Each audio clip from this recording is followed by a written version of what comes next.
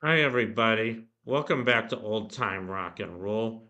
I'm your host, David Tear, where I've been featuring my personal top 3,000 songs of the rock era from 1954 to 1999. And today I'm up to song number 2559, and that one is Oliver's Army by Elvis Costello and the Attractions. This came out in 1979. It was not a hit in the USA. He didn't have very many hits in the USA. I'll get to that later. But he had a ton of hits in Britain, his native country of England, including this one. This is one of his earlier ones. It was also featured on his 1979 album called Armed Forces. And I actually used to own this album. It was a really good album. It was one of the first new wave albums I ever listened to. I think my sister bought it. She really liked it. I wasn't as crazy about her when it came out, but I think I like it now even better after the fact. And I think for all the new wave, there wasn't much new wave in the late 70s. I didn't really like it at the time. I think I started getting into new wave a little bit more by the early 80s once it became more popular, more mainstream, mainly due to MTV. Um, but anyway, enough of that. I want to first talk about this song, Oliver's Army. I think it's a really good song. It's not one you hear a lot. I mean, like I said, it wasn't a hit in the USA, but it was a hit in England. Pretty big hit, actually. And it was an anti-war song. That's one reason I really like it. It was a protest song. I mean, there was a lot of protest music in America, I think all around the world in the late 60s. There wasn't so much in the late 70s, at least anti-war protest. But this is a really good one, and I learned something new today, actually. This was inspired by what was known as the Troubles in Northern Ireland. I think you guys maybe remember, if you're old enough, that there was a lot of political unrest in Ireland in the 70s and 80s. I didn't follow it that much, so I don't know the details of what that was all about. I know that part of Ireland is still owned by Britain, and I think they weren't happy about that, and maybe they weren't happy about some of the ways the British were treating them there. I mean, I do know about the Irish potato famine in 1848. I know that the British nearly starved them to death that year. And I think a lot of them did die from that because the British didn't want to help them, even though they were starving because they couldn't grow potatoes. I think most of you guys know about that. A lot of them came to America for that reason. They had nowhere else to go. So I understand that the Irish have had a long history of pretty horrible battles with Great Britain. I don't know what it's like today. I don't live there. I never lived in the United Kingdom. I know there's been a lot of social unrest in the UK for most of my life. I haven't really followed it, so I don't know what that much of it was about. But anyway, I guess that was the inspiration for Oliver's Army. But I mean, if you listen to this song, they don't sing about Ireland much. I mean, what he's singing about, it's a very satirical song. It's a very sarcastic song. The chorus says, Oliver's army is here today. Oliver's army are on their way. And I would rather be anywhere else but here today. And he talks about going to all these foreign countries and fighting in the British Army to kill all these enemies of Great Britain, I guess. He talks about going to Palestine and Johannesburg and, one less white nigger. It's very satirical. Like, I'm gonna just kill all these bad guys all over the world, and I really want to do it. And I'm sure he didn't really believe that, otherwise he wouldn't have been singing a protest song about it. And by the way, the song I featured yesterday was the Ballad of the Green Berets by Staff Sergeant Barry Saddle. That was an American pro-war song from the 60s. Very unusual. There aren't very many pro-war rock and roll hits. And I guess I figured I might as well follow up that one with an anti-war song. I mean, the ordering of the songs on my list isn't completely arbitrary, other than the fact that they tend to get a lot better the higher they go. I also sometimes just oppose songs that are kind of either contrary to each other or maybe similar in some ways. And so I thought it was kind of good to pair this one with the Ballad of the Green Berets. The first being a pro-war song, this one being a pretty sharp anti-war song. And Maybe I've said enough about the song Oliver's Army. Now I want to talk about Elvis Costello. Here's a picture of the band Elvis Costello on Attractions. I liked them a little bit when they, in the late 70s when I first heard them. Like I said, my sister owned this album. There's some other good songs on this album, by the way. There was Accidents Will Happen, Green Shirt, What's So Funny About Peace, Love, and Understanding. It also, my version, I don't know if they all did, but my version came with a bonus 45, which had Watching the Detectives and Allison. Both really good songs. And anyway, I'll get into that. But now I want to talk about Elvis Costello. Here's a picture of him. Very, very successful, I guess, new wave rock artist. And I mean, it's funny because there've been a lot of musicians, a lot of rock musicians who've been very, very popular in England and almost unheard of in the United States. I can think of a few others. The first one that comes to my mind is Cliff Richard.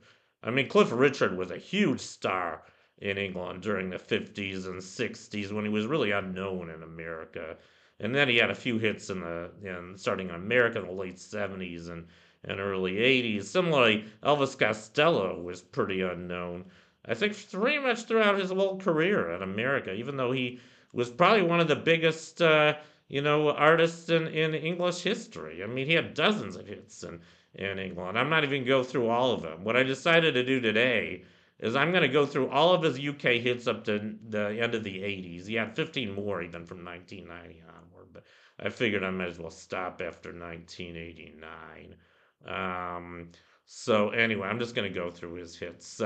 His first hit was called "Watching the Detectives," and these were all with Attractions, I believe. And that one went to number 15 in the UK. I think only three of the songs on my list were actually hits in the USA, or maybe just two. I think just two actually. Uh, and then 1978, he had "I Don't Want to Go to Chelsea," which went to number 16. These are all in the UK, by the way. And "Pump It Up." This is one of my favorites by Elvis Costello on the Attractions.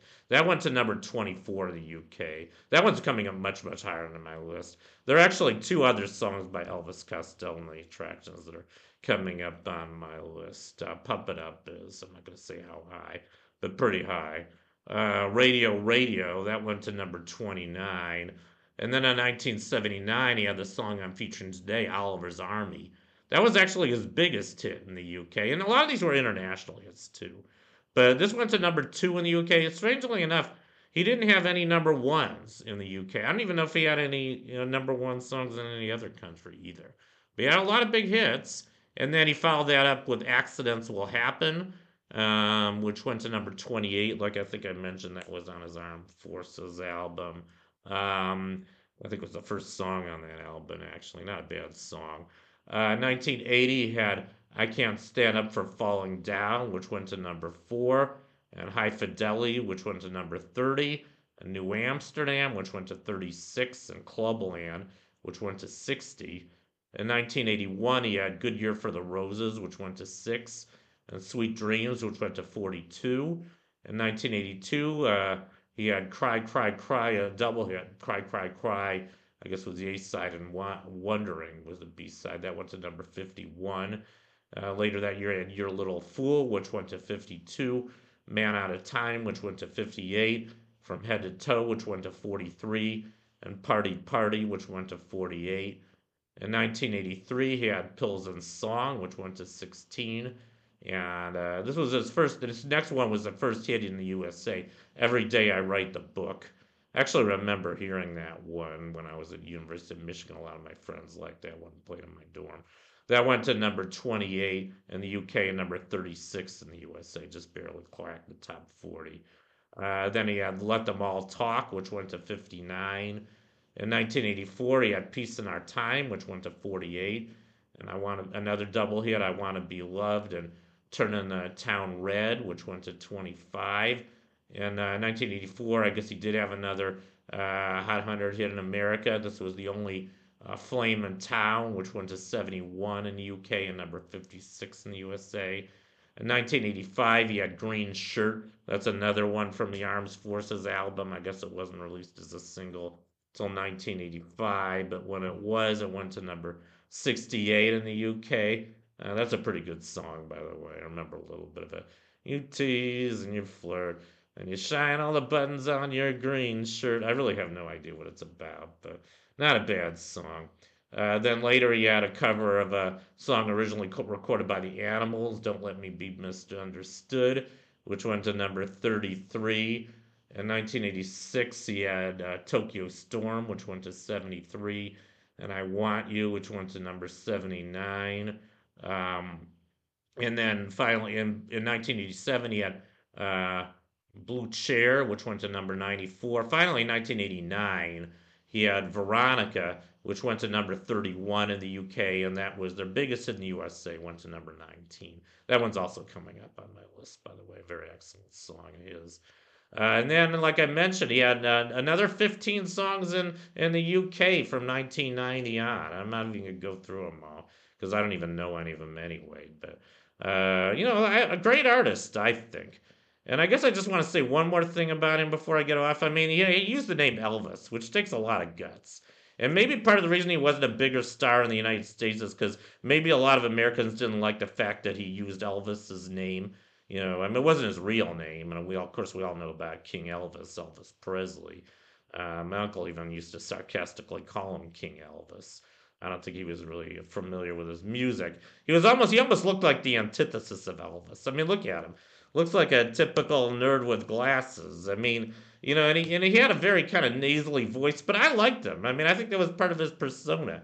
He wasn't trying to be some big, handsome, suave, sweep them off their feet male crooner. He was trying to be more the opposite, just kind of a nerdy looking guy with glasses who kind of danced funny and sang funny. And I liked that. I liked that about him. And, watching him on TV, I think, a couple times, and I'm not even sure if he had cerebral palsy.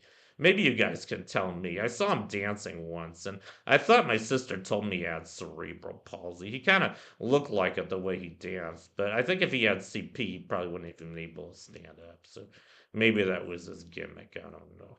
But anyway, so that completes my profile on Oliver's Army by Elvis Costello and the Attractions. Thank you for watching. You guys rock, and I'll see you next time.